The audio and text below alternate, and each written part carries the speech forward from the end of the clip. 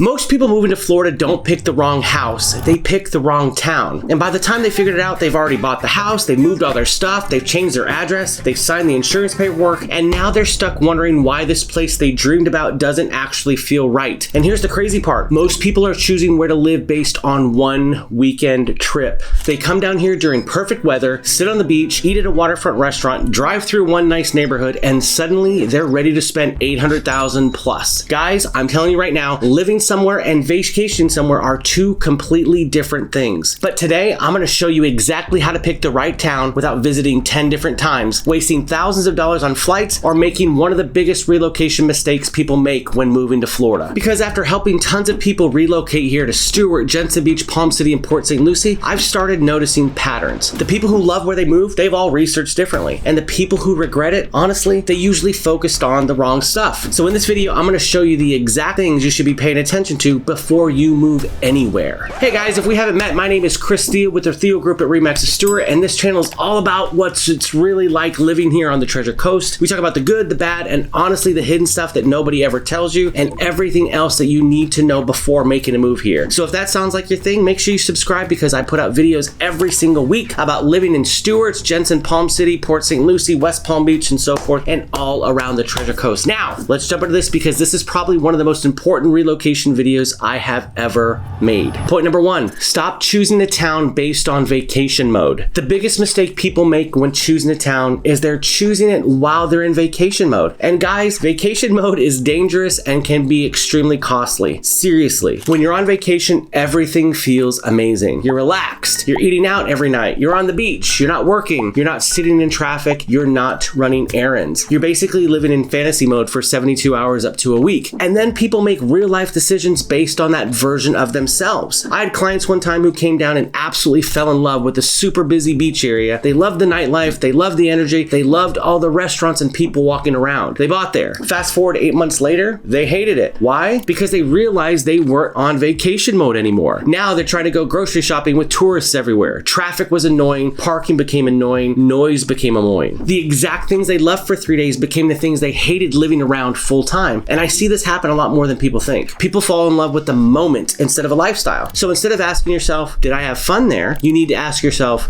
what does my normal Tuesday look like here? That changes everything. Because your real life matters more than your vacation life. Do you like quiet mornings? Do you want golf cart communities? Do you need walkability? Do you want boating access? Do you hate traffic? Do you need quick access to airports? Do you want energy or peace and quiet? These are the questions that matter, not whether the margarita tasted good at the waterfront restaurant last night. And I know that sounds funny, but listen, seriously, it is so true. People romanticize locations instead of analyzing them. And honestly, that's why so many people end up moving again after only a few years.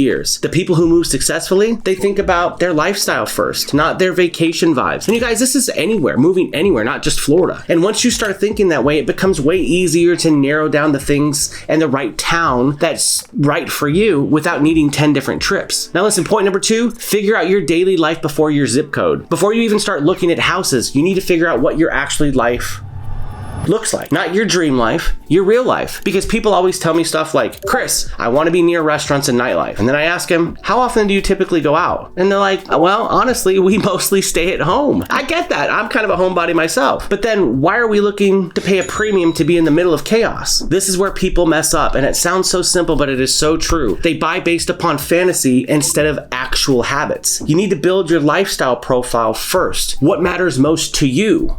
To you. Not you in vacation mode, but to you. Do you want quiet neighborhoods? Walkability? Do you want deep water boating? Do you want family neighborhoods? New construction? Downtown energy? What about golf communities? Low HOA fees? What about beach access? Good schools? Because all these towns have different personalities. Stuart feels different than Port St. Lucie. Jensen Beach feels different than Palm City. And even neighborhoods inside these towns feel completely different as well. So before you pick the town, figure out you first. And honestly, this alone can eliminate half your options immediately. Point number three, let's use Google Maps the right way. Most people using Google Maps do it the completely wrong way when they're relocating. They zoom in, they look at the house, and that's it. No.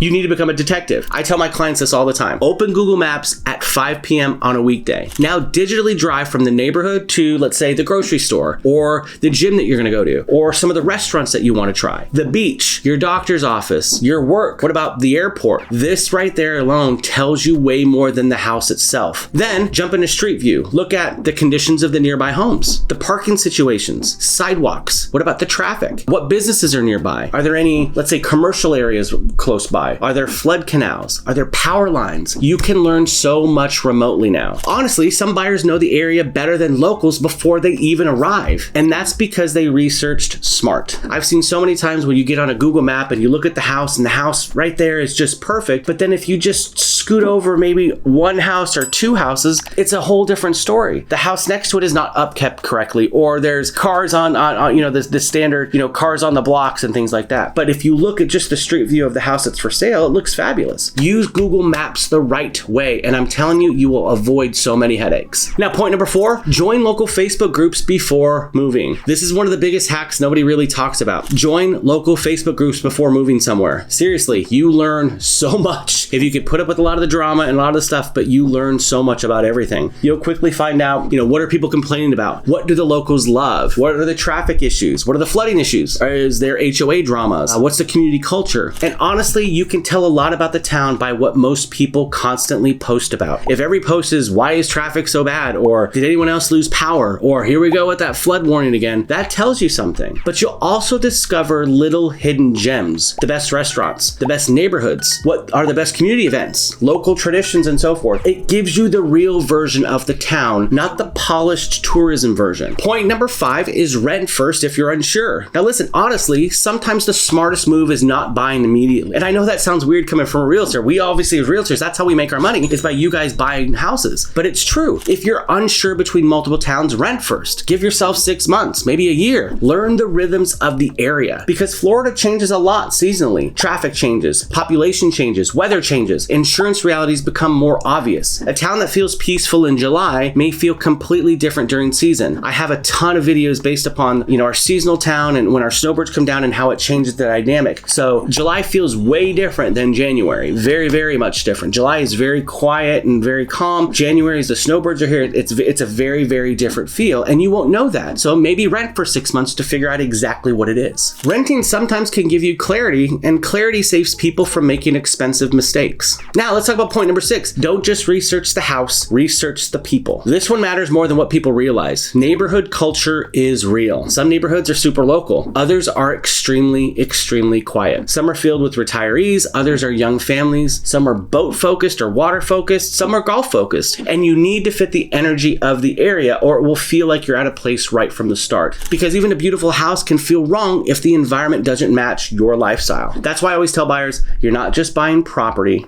you're buying a daily experience. Now, point number 7, create a list of non-negotiables. This is huge. You need a list, and I mean an actual written list, not vague ideas in your head of what you think about. What are your must-haves? What are your non-negotiable must-haves? Not your nice-to-haves. That's a major, major, major difference. For example, you might say, I'd like water access. Okay, but do you need deep water boating? Do you need a lake? Do you need a canal? Because those are two very different price points. This helps eliminate emotional decisions, and emotional decisions are what usually create regret. Now, point number 8, work with the local who asks better questions. The right realtor should not just unlock doors. They should help you understand the lifestyle. A good local agent will ask you questions you didn't even think about. Questions like, how often do you travel? Do you hate traffic? What does your ideal weekend look like? Do you actually boat? Do you want community events? How important is walkability? Those answers matter way more than granite or quartz countertops. And honestly, that's where local experience becomes priceless. So listen, at the end of the day, the goal is not just finding a house. The goal is finding a life that you actually enjoy living. And the people who do relocation right, they stop focusing on the fantasy and start focusing on reality. That's how you avoid regret. It's the biggest word that I cannot stand, regret. That's how you avoid wasting money. That's how you end up loving where you live long term. If you guys are thinking about making a move to Stuart, Jensen Beach, Palm City, Port St. Lucie, or anywhere around Florida's Treasure Coast, reach out to us. My team and I help people relocate here all the time, and we absolutely love helping people figure out not just the right house, but the right area for their lifestyle. Call me, text me, email me, send carrier pigeons. I don't care, whatever you gotta do. And if you got value from this video, please make sure you subscribe, because we drop new videos every single week about living on the Treasure Coast. Once again, my name is Chris Thiel. Thank you guys so much for watching, and as always, I will see you